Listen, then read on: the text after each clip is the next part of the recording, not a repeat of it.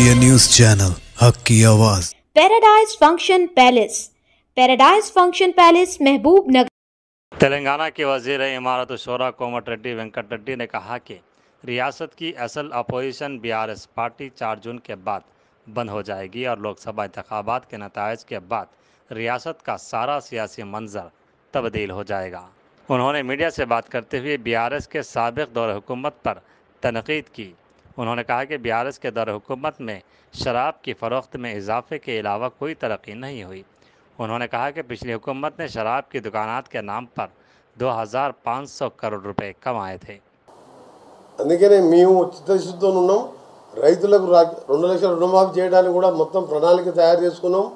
నువ్వు ₹1,00,000 5 ఏళ్ళని 10 ఇన్స్టాల్మెంట్ చేస్తే బ్యాంకుని వడ్డీకి సరిపోలే. మేము ఏకకాలంలో రుణమాఫీ చేయబోతున్నామని భయం పట్టుకుంది.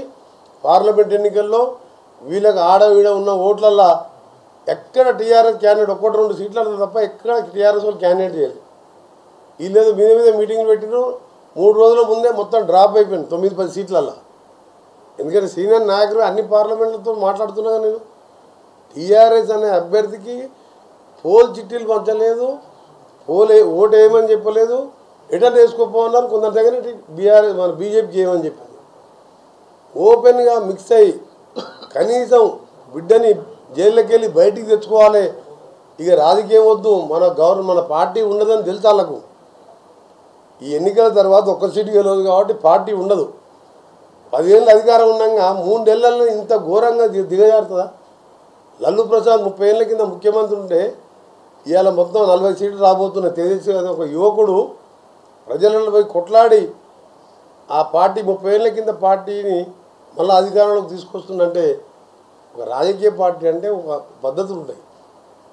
ఈ విధంగా దోసుకొని 2 లక్షల కోట్ల కాళేశ్వరాన్ని 3 ఏళ్ళల్లో కడితే 3 ఏళ్ళకనే కూలిపోయిందంటే అందుకనే నీ పార్టీ కుప్ప కూలిపోయింది. కదా మేడిగడ్డ బ్యారేజ్ లాగా టీఆర్ఎస్ పార్టీ మొత్తం కుప్ప కూలిపోతుంది. జూన్ 5 తర్వాత పార్టీ ఆఫీసులు జిల్లాల గవర్నమెంట్ కాస్ట్లీ పార్టీ జిల్లాకు ఆఫీసు ఈయన చక్కదనానికి ఏదో పార్టీ ఉన్నట్టు. హైదరాబాద్ పార్టీ మీరు చూడండి 6వ తారీఖు తర్వాత ఏ పార్టీలో ఒక్క మనిషి ఉన్నాడు, ఒక్క మనిషి కూడా కనబడు పార్టీలో.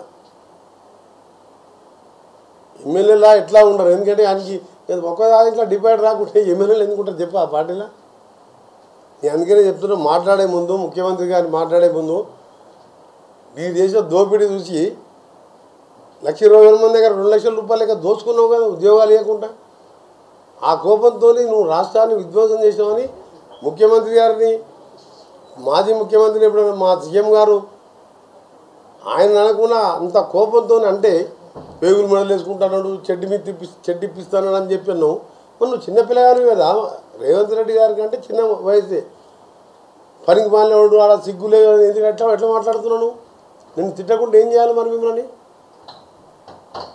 నువ్వు ఒక్కటి కాదు కదా చేసింది, కాళేశ్వరం మీద అప్లపేలు చేస్తుంది, ఒక ఉద్యోగాలు ఏవైతే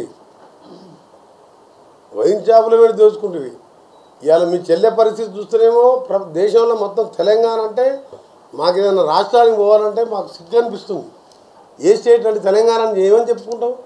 10 ఏళ్ళు ఉన్న ముఖ్యమంత్రి బిడ్డ జైల్లో ఉంది, టీఆర్ జైల్లో ఉందని చెప్పాలా మేము? ఏం ఘనకార్యం చేసినాం? వరంగల్లో ఏదో మాట్లాడుతున్నాం ఈయన అందశ్రీ దాన్ని మేము జాతీయ గీతం తెలంగాణ గీతం పెడతా అంటే కాళోజీ నారాయణరావు అనే వ్యక్తి ఎంత మానవీయమైన కవి, ఆయన పేరు ఆడిటోరియం మొదలు పెడితే 10 ఏళ్ళు అయింది, ఇప్పటికి పూర్తి చేయలేదు. ఇప్పుడు మేము పూర్తి చేస్తున్నాం. వరంగల్లో ఎల్ఎన్టీకి హాస్పిటల్ కట్టిండు, ఆ ల్యాండ్ మార్టిగేజ్ చేసి లోన్ తెచ్చుకోమని చెప్పిండు. దాన్ని నేను ఆర్ఎన్బి వాళ్ళం మేమే కడుతున్నాం, రివ్యూ చేసుకుంటే దాన్ని త్వరగా కంప్లీట్ చేయాలని మొన్ననే ముఖ్యమంత్రి గారు 5 సూపర్ స్పెషాలిటీ హాస్పిటల్ అయినా బడ్జెట్ లేదు, ఏం లేదు, మీరు అప్పు తెచ్చుకోరి, ఆ ల్యాండ్ కుదరటి అప్పు తెచ్చుకోరని చెప్పి శంకుస్థాపన చేసి ఎల్బీ నగర్లో ఎల్ఎన్టీ వానికి 27 ఫ్లోర్లు కట్టుకోమన్నాడు. Supreme court guide lines, medical MCA వాళ్ళ గైడ్ లైన్స్ ఏంటంటే 14 ఫ్లోర్లకు దాటకూడదు గవర్నమెంట్ హాస్పిటల్. అది హాస్పిటల్ సూపర్ స్పెషాలిటీ హాస్పిటల్స్. రేపు పేషెంట్ తీసుకుపోతాం, సడన్గా ఎమర్జెన్సీగా కరెంటు పోతుంది, ఇంకేమైనా జరుగుతుంది, 27 ఫ్లోర్లు కట్టుకుంటారు. వాడు తలకాయ ఉన్నాడు. నేను ఆ ఇంజనీర్లను పిలిచి అడిగిన ఏం చేయమంటే సార్ 15 ఫ్లోర్లో ఉండే కేసీఆర్ వచ్చే మొత్తం పైకి లేకపోయినా ఆయనకి ఎత్తుండాలంటారు. ఆలోచన లేదు, పాడు లేదు. రాష్ట్రం చేసి ఇప్పుడు ఎలిమినాని 14 ఫ్లోర్లకే కుదించి అది కూడా ఎలాంటి వాళ్ళే చేస్తున్నారు. వాళ్ళకు ఇప్పటికి మ్యూటేషన్ ఎన్ఓసి లేదు. నిన్న రంగారెడ్డి కలెక్టర్తో మాట్లాడి క్లియర్ చేయించిన అల్వాల్లో కొట్టే హాస్పిటల్కు అది కంటోన్మెంట్ ల్యాండ్ అనే గవర్నమెంట్ ల్యాండ్ అని కన్ఫ్యూజన్లా ఎన్ఓసీలే. ఎన్ఓసీ చేయకపోతే ఆయనకు లోన్ రాదు. నేను దాన్ని హైదరాబాద్ కలెక్టర్తో మాట్లాడి వెంటనే 15 రోజుల కింద ఎన్ఓసీ ఇప్పించి మళ్ళీ వర్క్ స్టార్ట్ చేయించిన.